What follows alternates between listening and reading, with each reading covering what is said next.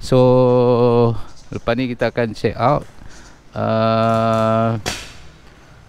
Kita pusing lah. Mungkin kita akan pergi Masjid Kerisik dan kawasan-kawasan pantai. Step 1, wake up early, gonna rise with the sun. Step 2, get some good, some food in you.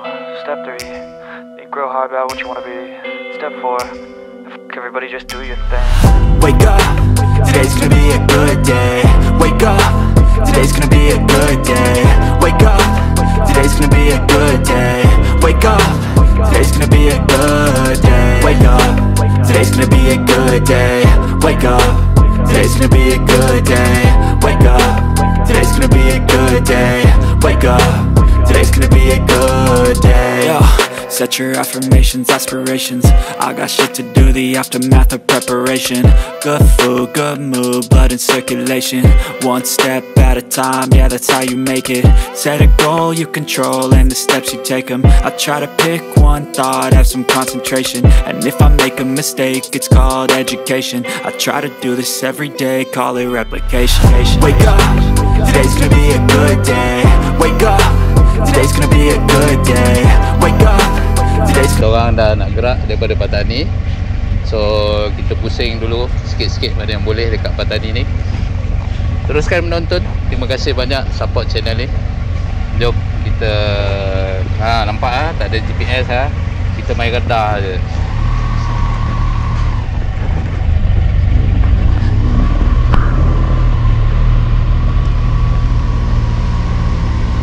Kita ke Masjid Kerisik hari ni.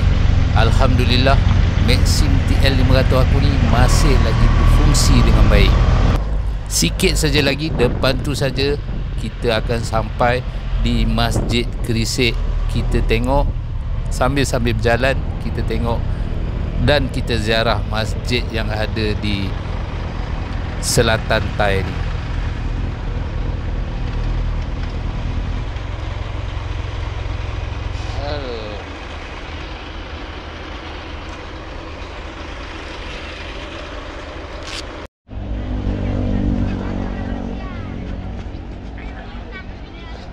So inilah dia Masjid Kerisik.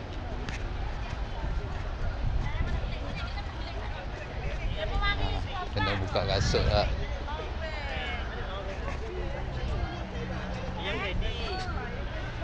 Tu aktif lagi sekarang ni kan. Buka ah? Buka ah? Buat apa sejarah dia? Dia kena tembak beramai-ramai ni. Sejarah masjid ni? Tapi dah lama ke? Tahun baru lagi modern, tahun zaman moden zaman moden lah, bukan dulu lah. Itulah kawan-kawan yang datang kata ada kesan dia lagi. Dia ada ni lagi tu. Dia ada kesan kena tembak tu ada lagi. Ni tak tahu lah. Ini tahun bila? Mana? Masjid ni. Masjid Kerisik ni. Tahu? Buat tahun 15-14. Oh 15-14. Asalnya ni 508 tahun. 508 tahun. Oh lama lah. Lama. Dia pertama sekali di Patani ni. di Asia ni. Mana masjid pertama di Asia ni lah.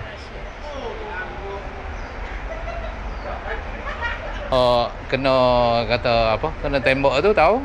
Tahun 2007. 2007. Alik sana. Dia ada sebelah ya. Dia berdiri sebelah ha. Dia berdiri dulu atas ni. Jaja tu dia lupa. Dia lupa tu.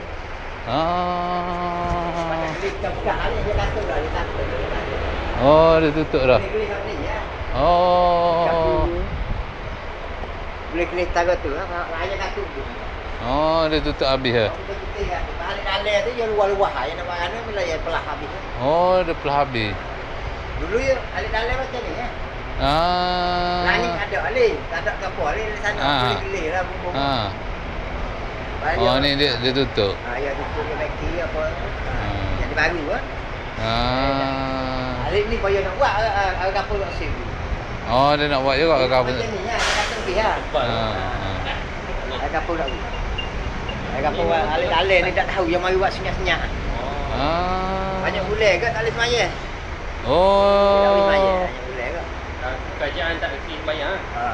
Ya, jadi bagi dunia, bagi lama. Kampung pasal balik bagi. Khazanah. Jadi dia cara lah. Tapi semaya ada lagi. Tu boleh semaya. 5 waktu lah. Jumaat tak boleh lah. Jumaat tak ada. Jumaat orang kita ya ada dah. Masjid lain. Ya pasar ada dah. Metal ada lagi melekat. Ya. Masa besi. Agaknya. Boleh kalau tu. Tu ni apa? Oh, yang tembak tu masuk ke dalam. Dia tembak dia daripada belah sini. Daripada sini dia dah tembak dah. Lalu masuk dalam. Bila masuk dalam yang tembak yang membunuh orang tu. Masuk dalam ni. Apa yang ni? Kepal lah ni. Ikut brother abang cakap habis lah. Ni baru ni kan? Tapi ni dia tutup. Tutup lah. Dia tak bagi semayang apa semua, dia tutup. Macam mana? Dia siam tutup masjid ni. Masa lepas kejadian tu. Okey. Tutup masjid ni dia ni. Dia apa? Dia cover dengan ni. Pesan. Je lah.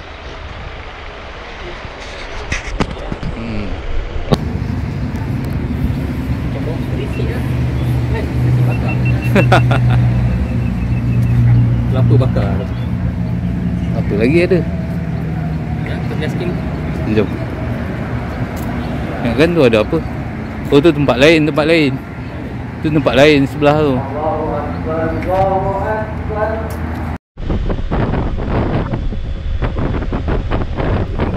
Selesai saja di Masjid Kerisik, kami meneruskan perjalanan. Kita pusing-pusing lagi dekat Patani ni. Mana tahu ada tempat-tempat yang menarik di kawasan Patani ni. Sekarang ni kita cari pantai pula.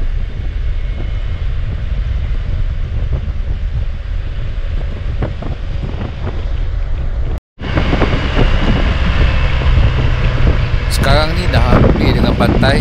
Kita usah-usah dulu apa yang boleh. Sebab kita sekarang ni pun dah kesuntukan masa. Kita tengok je lah apa yang kita boleh buat.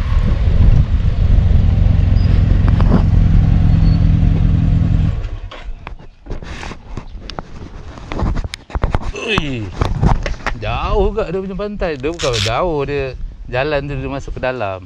Tadi yang skywalk tadi tu. Taman tu lah. Kan? Tapi masalah ada askar. Tak tahu. Dalam ni kan? So, tengok ni. Dalam tu ada banyak benda lah. Macam adventure. Tu nampak besar je. Oh, ini kalau boleh masuk celah tu cantik. Ini confirm ada air kelapa ni. Ada? Nanti lah. Aku pun tak pasti ni pantai apa. Tapi rasanya tak berapa nak boleh mandi ni. Tak boleh mandi ni.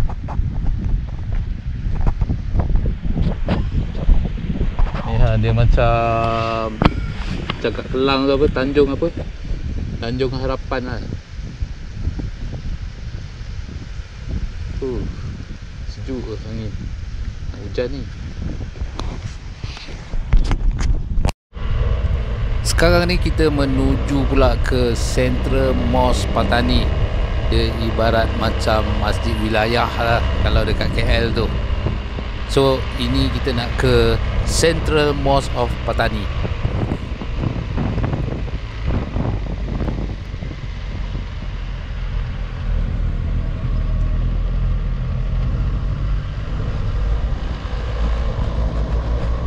Kalau korang perasan, kiri kanan ni ada orang yang berbaju kuning. Hampir ke semua kedai di Central Patani ni tutup. Sebenarnya hari ini Patani menerima kunjungan Raja Thailand. Hampir setiap sempang ada polis, ada yang berbaju kuning ni. Aku pun tak pastilah daripada jabatan mana dekat Thailand ni. Kita orang sendiri pun dah berjumpa dengan Turis polis Thailand ni dia nasihatkan kita untuk keluar lebih awal, sebab kalau kita orang lambat, semua jalan di dalam Pekan Patani ni akan ditutup. Tanpa membuang masa, kita orang terus keluar daripada Bandar Patani ni menuju ke Hat Yai. Banyak juga tempat-tempat menarik yang kita orang terpaksa batalkan untuk pergi. InsyaAllah kita akan datang lagi ke Patani ni, tapi mungkin melalui jalan lain. Perjalanan ni masih jauh lagi untuk aku memberi pujian kepada Maxim TL500 ni. Tak tahu lagi apa yang akan jadi di hadapan nanti. InsyaAllah di ujung-ujung video nanti aku akan bagikan sedikit opinion pendapat aku pasal ride jarak jauh menggunakan Maxim TL500 ni. Dia punya kelebihan, dia punya kekurangan. Mungkin ada benda yang kita boleh modify sikit untuk keselesaan kita sendiri. Assalamualaikum warahmatullahi. Baru sampai daripada Patani. So kita orang check in dekat High Season Hat Yai. Ni dia baru buat rasanya hotel ni. Sebelum ni hotel ni dia agak macam lama sikit lah. Dia punya look tu agak lama. So sekarang ni memang cantik. Toilet ada orang guna, kami guna. So ini lebih kurang harga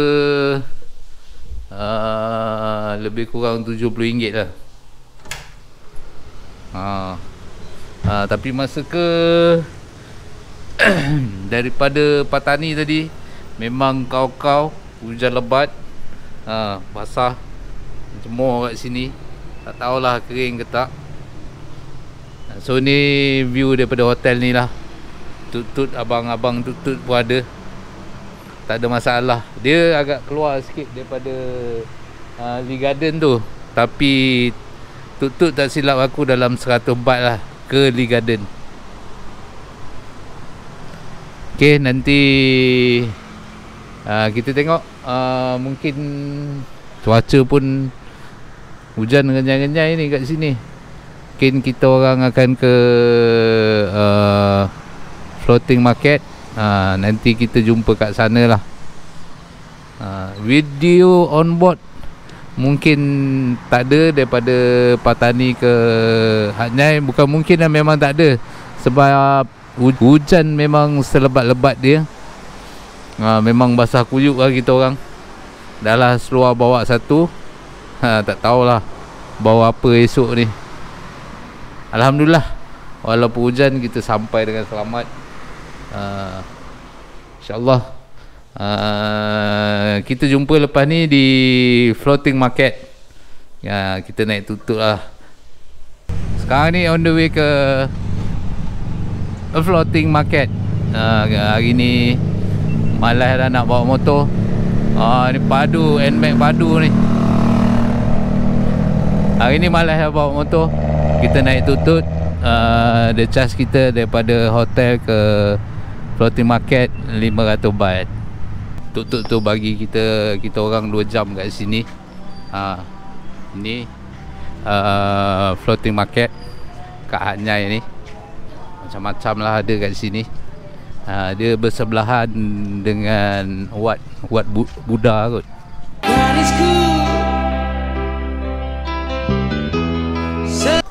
Ada je ni.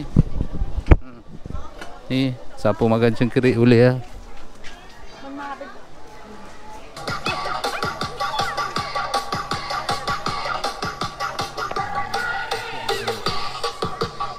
Aduh, macam-macam kat sini ni. Inilah dia yang ramai Malaysian gila datang ni, floating market Hat Yai. Simple je. Korang membeli makanan yang dijual daripada atas bot, kebanyakan dia halal. Kena tengok dekat belakang bot tu, dia ada tanda halal kat belakang tu. So lebih kurang macam ni. Kita orang pun dah lapar ni. Nak pergi sapadek dulu.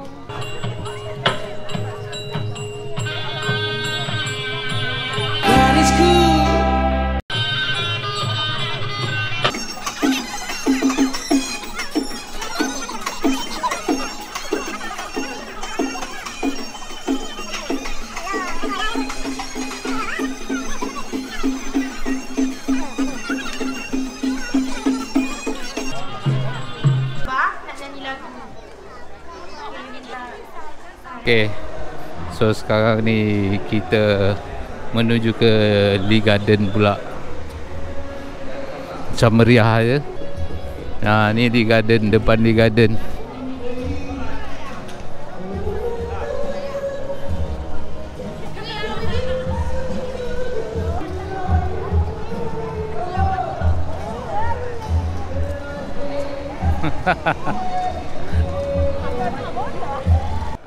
Bila korang nampak dua kedai Cina ni, kiri kanan ni, lorong ni, banyak handbag, bag-bag lah, barang-barang kulit. Bawa orang rumah ke sini, masak. Wow.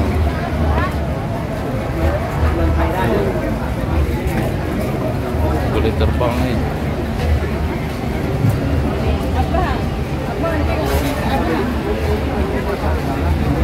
Drones.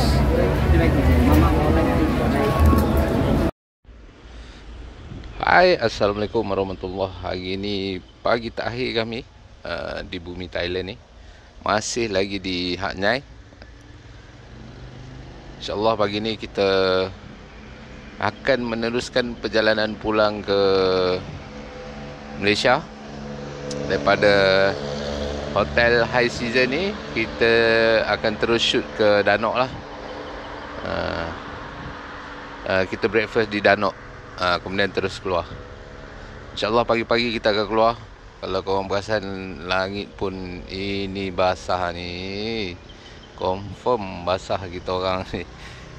Semalam pun dah hampir satu hari basah. Hari ni tak tahu lagi. Apa pun,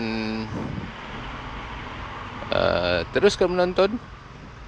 Doakan perjalanan kami diselamatkan. Itu saja untuk pagi ni. Nanti kita insyaAllah kalau tak hujan adalah video on board.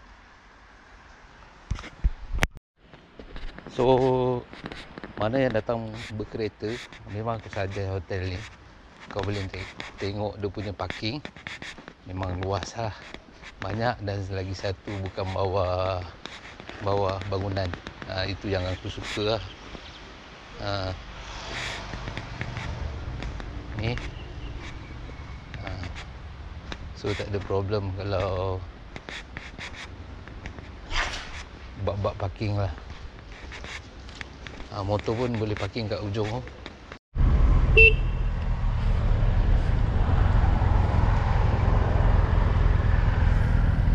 Kami meneruskan perjalanan pulang ke tanah air hari ini. Hampir 3 hari juga tak bertemu dengan keluarga. Selalunya perjalanan pulang ni, kalau dalam Thailand kita orang akan santai-santai saja. Kalau highway plus clear, insyaAllah kita up sikit speed tu supaya sampai ke rumah lebih cepat. Keadaan trafik di sini memang agak sibuk sikit. Mungkin hari ni diorang di Hat Yai ni, di Thailand ni dah start bekerja. Lepas ke? Tak lepas. Depan tak lepas. Baik, sebelah rendah.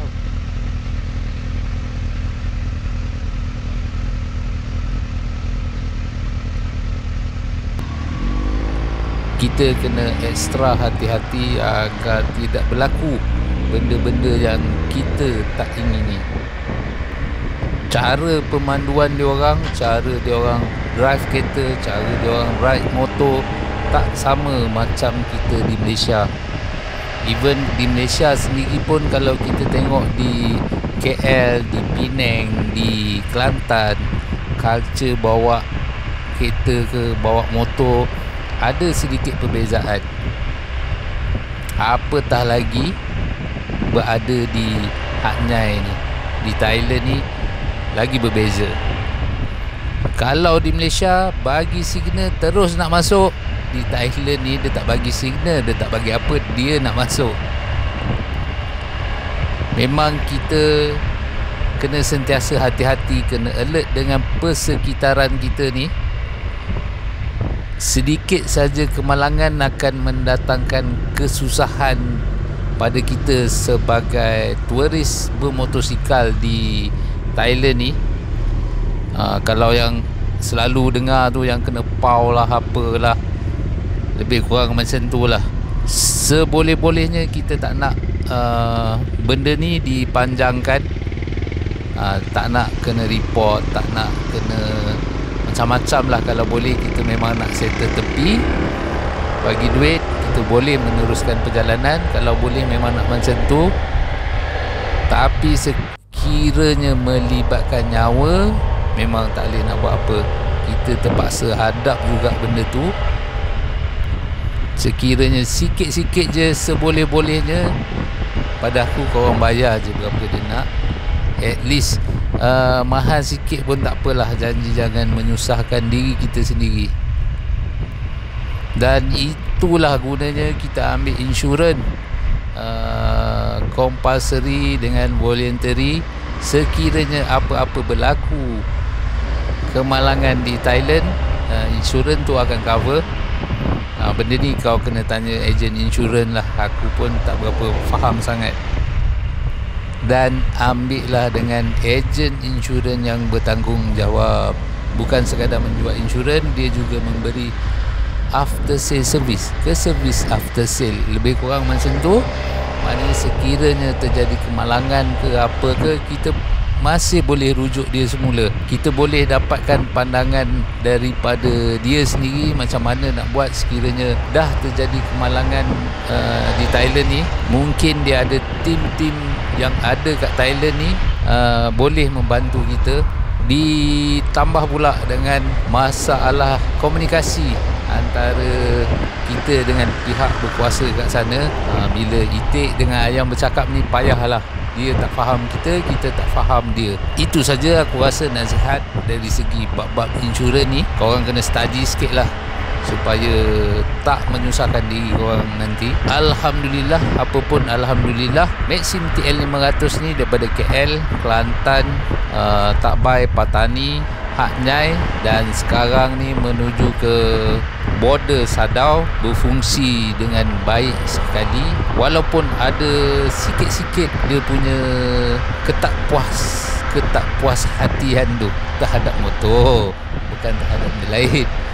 Tak puas hati sikit. Mungkin kita rasa benda ni sepatutnya macam ni, benda ni sepatutnya lebih besar, benda ni sepatutnya tak bergegar. Lebih kurang macam tu lah. Nanti kita tengok bila sampai Malaysia nanti, kalau ada ruang aku akan bagi tahu kekurangan dia kat mana.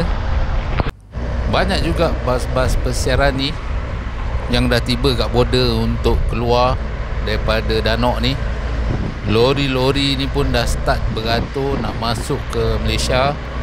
Alhamdulillah kita dah selesai makan di kedai Kak Jah tadi. Depan sikit je lagi kita akan sampai ke border. Apa yang kita harapkan, semoga border tu tak terlalu sibuk. Semoga dipermudahkan urusan kita orang berdua ni keluar daripada bumi Gajah Putih ni. Kalau berkesempatan aku tunjuk sikit-sikit lah prosedur dia, macam mana jalan dia nak keluar daripada border Thailand ni. Selamat jalan bumi Thailand. Kita nak pulang ke tanah air.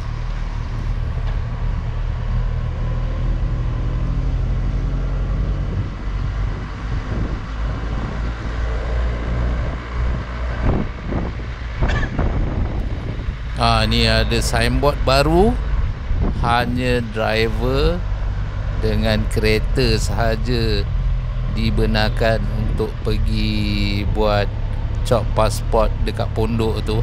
Passenger kena keluar masuk dalam dia punya komplek. Oh, ini susah ni kalau nak datang dengan family ni. Motosikal pun sama. Siapa yang bawa wife, bawa pilihan masuk Thailand ni, pilihan kena pandai-pandai sendiri pergi cop pasport dia. Alhamdulillah, queue pun tak panjang. Moga urusan kita keluar border ni cepat lah. Sekarang ni kita nak cop pasport dulu dekat pondok ni. Selesai cop pasport, kita akan hantar borang custom declaration. Walaupun kita orang ada sedikit masalah tadi di tempat immigration, yang ni nanti aku buat satu video lain lah. Di bahagian custom declaration pun dah selesai. Alhamdulillah, kita orang dah legally masuk ke Malaysia. Beginilah keadaan di waktu pagi di sekitar border ni. Agak kurang sibuk. Mungkin tengah hari sikit akan sibuk lah apabila kebanyakan dah check out daripada hotel dan berpusu-pusu nak masuk ke Malaysia. Seperti yang aku bagi tahu sebelum ni, aku akan cerita sikit pasal Maxim TL500 ni. Apa yang aku sangat-sangat tak puas hati dengan Maxim TL500 ni. Sejujurnya ada beberapa poin lah yang aku agak tak puas hati dengan Maxim TL500 ni. Yang pertamanya adalah saiz tangki minyak. Memang agak kecil pada aku, di mana 150 km aku dah kena cari petrol pump untuk isi. Selalunya 200 kilo baru aku cari petrol pump untuk isi. SR Max aku dulu pun lebih kurang macam tu, 200 kilo baru aku isi minyak. Yang kedua, ada sedikit gegaran di bahagian kaki. Bila kau maintain dalam 1415 macam tu, ada sedikit gegaran. Walaupun dia hanya sedikit, tapi bila perjalanan yang jauh, dia punya rasa lain macam. Faktor tayar pun mungkin juga. Aku punya tayar depan ada sedikit macam bengkak macam tu lah. Yang ketiga, dari segi cover set rantai dia. Cover set rantai dia atas bawah memang tutup. Aku hanya boleh spray rantai daripada belakang ataupun daripada yang depan, nampak sikit je tu. Agak merumitkan dan menyebabkan aku terpaksa menggunakan minyak rantai yang agak lebih. Dengan aku rasa membazir pun ada juga. Ataupun aku sepatutnya pasang Scott oiler yang auto keluar tu. Lagi satu, aku rasa kurang berpuas hati dengan kompartmen depan aku ni, yang kiri kanan ni. Kalau korang perasan, selalu terbuka bila dalam kelajuan yang agak tinggi. Mungkin disebabkan gegaran yang agak kuat tu, menyebabkan dia punya pin ataupun hook tu senang terbuka lah kot, aku rasa. Apapun, Alhamdulillah, motor steady, boleh jalan jauh. Sahabat aku yang pakai SBK lencun seluar, aku Alhamdulillah seluar kering. Alhamdulillah aku punya seluar pun kering. Walaupun ride dalam hujan, tak adalah basah lenjun. Sikit-sikit kekurangan tu aku mungkin terpaksa menerima ataupun membuat sedikit modifikasi sikit agar boleh sesuai dengan kemahuan aku. Aku rasa itu saja. Terima kasih kepada sahabat-sahabat yang telah menonton sehingga ke saat ini. InsyaAllah di ujung-ujung video ni kita akan letakkan video-video ride lane kanan. Aku seperti biasa sentiasa mendoakan korang semua dipermudahkan urusan, diberi kesihatan yang baik, dimurahkan rezeki korang. Aku Asri Razali sign off ride kali ini. InsyaAllah sekiranya ada